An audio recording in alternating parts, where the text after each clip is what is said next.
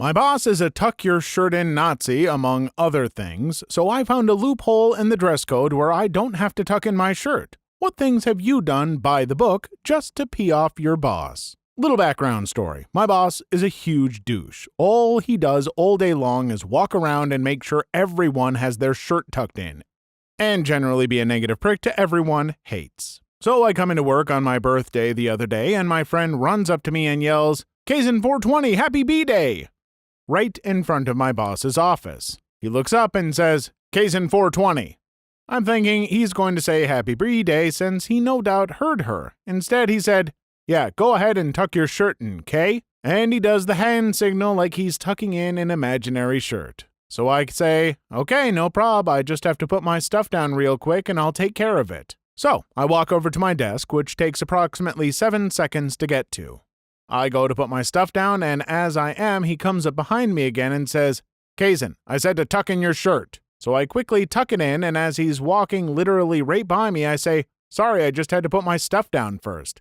And he walks by like I never said a word. Immediately, I bust out my HR manual and check out the rule on tucked-in shirts. Turns out you must tuck in all shirts except a Hawaiian shirt or a Guayabera shirt. So I take my butt to Walmart and buy 10 of those effers and wear the most obnoxious Hawaiian-looking shirt the next day. The second I walked in, he looked me up and down, glared, turned around, and walked away. When everyone asked why I was wearing such a ridiculous shirt, I told them about the loophole. And now half my office is wearing Hawaiian shirts, and it's driving my boss crazy. All within the guidelines outlined by company policy. So Reddit, what ways have you been able to stick it to the man by playing by their rules? When I was working at an Office Max about 10 years ago, I was the only employee who didn't smoke. Needless to say, everyone in the building took a 15-minute smoke break 2 to 3 times a shift, and I got squat. One day I asked the manager if I could have a clean air break, and he was confused. I explained that since smokers can have their 15-minute breaks 2 to 3 times a shift, I should be able to step outside and do the same without having to smoke. Irked my manager, but he knew he had to let me to avoid any discrimination. Honestly, that's a way better plan than what I did. I just took up smoking so I could go out on 4 or 5 smoke breaks a shift with my friend. Smoked for a few years, but after I didn't have anyone to smoke with anymore, mostly quit, aside from a very rare cigar. But while I did smoke, I sure looked cool. I'm kidding, don't smoke. While I was in the Navy, it was recommended that I get an extensive surgery on my ankle. My command felt that I didn't deserve a bunch of time off for a surgery, so they said they would approve it, but none of the convalescent leave. They refused to sign any paperwork.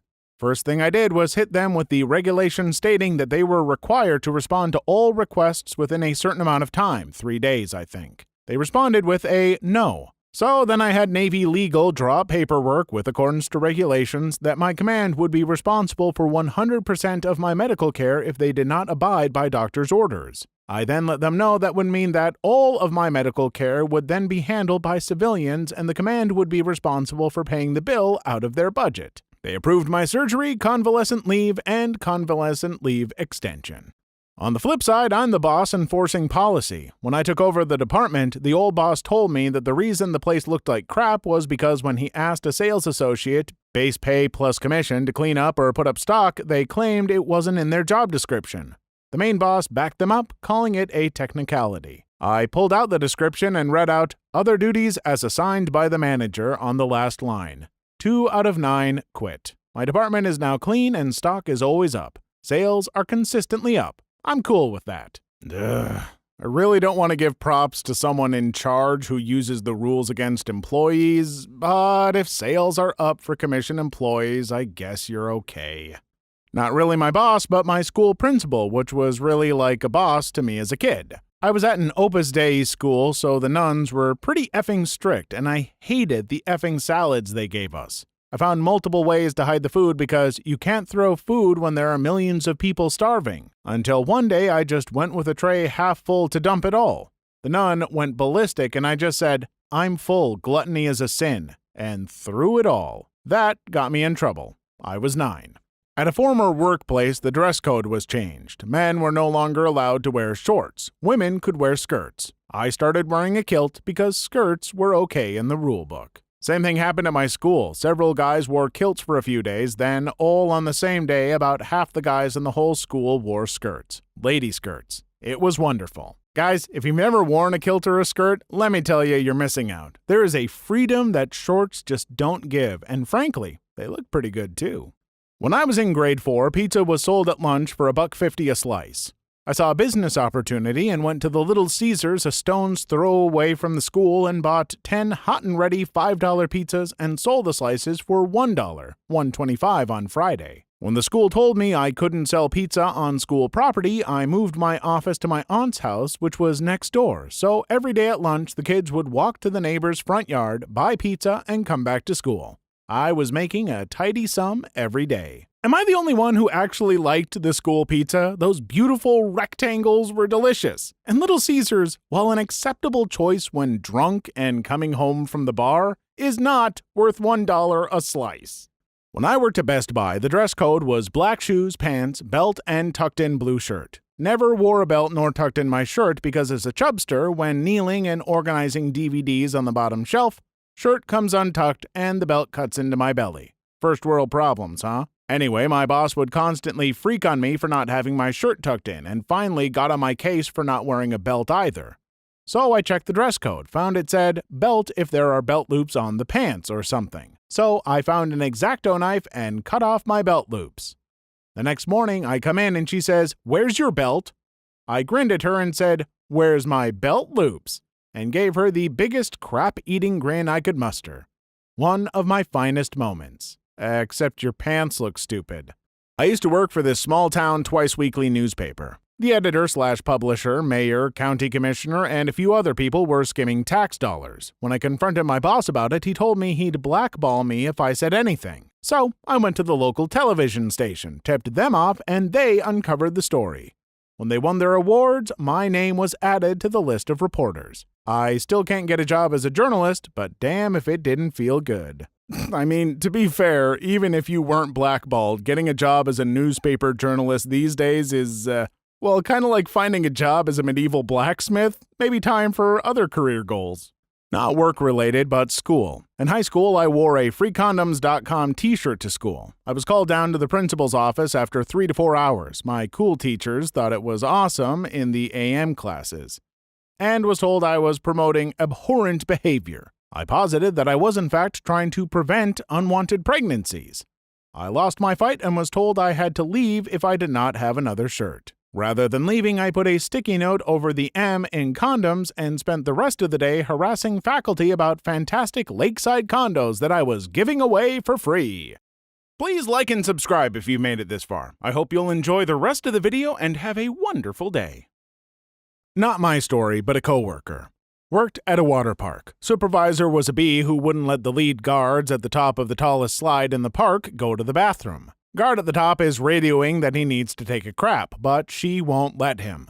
Mind you, the lead guards are allowed to ride down every once in a while to make sure no tubes are stuck. Lead guard is about to crap his pants in front of a ton of guests, so he goes into the utility closet and craps in a bucket of cat litter we kept to clean up vomit. He then proceeds to ride the slide down to clean himself off and left the supervisor to clean up his bucket of crap. That is maybe the best way I've heard of someone turning in their resignation. I used to work at the Jaws ride at Universal Studios, Florida. Our uniform consisted of a blue t-shirt, jeans or jean shorts, white socks, and white shoes. The unofficial dress code had all of us girls wearing jean shorts and white knee socks. One summer, I ended up working the Jaws ride and the Jungle Cruise at Walt Disney World simultaneously. I love Disney and had always wanted to work there, but I ended up finding it stifling with all sorts of silly and over-the-top rules. At the Jungle Cruise, you wear a khaki shirt, khaki shorts or pants, white socks, and brown shoes. One day, I didn't have any normal-sized socks to wear to the Jungle Cruise, so I ended up wearing my white knee-highs, which looked ridiculous with the jungle costume. When I got to work, one of my managers flipped his crap, told me my socks weren't in compliance with the Disney look, the official policies on how to dress at Disney, and made me roll my socks down. It looked like I was wearing little white life preservers around my ankles, and looked more out of place than they looked originally. I was annoyed, so I went home, I scoured my Disney look booklet for the policies pertaining to socks. All I could find was that socks had to be long enough to cover the ankle bone. There was no maximum height. Hell, I could have worn white tights under my khaki shorts if I really wanted to. The next day, I wore my knee-highs again as a small act of rebellion. The same manager was there and he flipped out. He actually pulled me into the office to write me up, but before he could get me to sign the paperwork, I pulled out my copy of The Disney Look and showed him that, while incredibly silly looking, my socks were perfectly acceptable, and that I would continue wearing them like that. And so I did.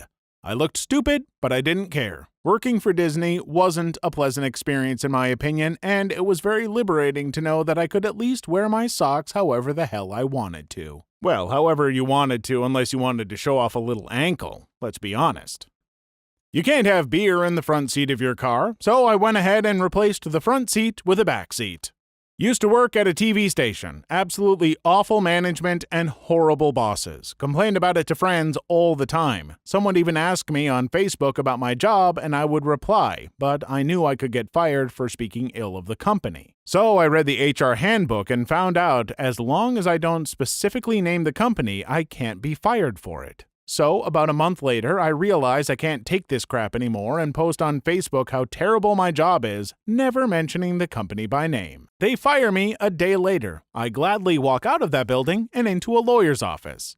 I got $17,800, my yearly salary. Seriously. Feels good, man. Back when I was working and attending classes, I would go straight from campus to work, getting me there anywhere from 10 to 20 minutes early before my shift. On occasion, my boss would ask me to help him out with something before I clock on, putting something away or answering the phone. Over the span of a couple months, this evolved from occasionally to every day your shift starts when you get here. After doing this for a couple weeks, still clocking in at my usual 3 p.m., I decided that if I'm working for a few extra minutes each day, I'm going to get paid for it. I did this once, and I didn't make it in an hour into my shift before my boss is screaming at me and throwing down the employee handbook saying that I'm only allowed to clock in 5 minutes before and after my scheduled shift. Needless to say, I made it a point to not check in until 5 minutes after my scheduled shift every day, no matter how early I was. Fast forward 3 months, and my boss gets fired. He got what was coming to him. It is, in fact, illegal for your employer to fail to pay you for doing any sort of work for them under the Fair Labor Standards Act, whether it's part of your normally assigned duties or not.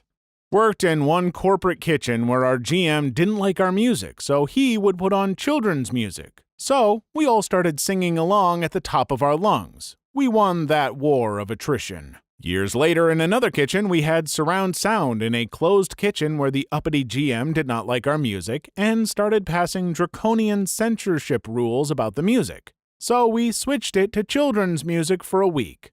Moral of the story, never underestimate the power of a kitchen crew of misfits singing Banana Phone at the top of their lungs. I've got this feeling, it's so appealing, for us to get together and annoy the general manager. Please leave your story in the comments. I would love to make a video on them in the future. Also, don't forget to like and subscribe.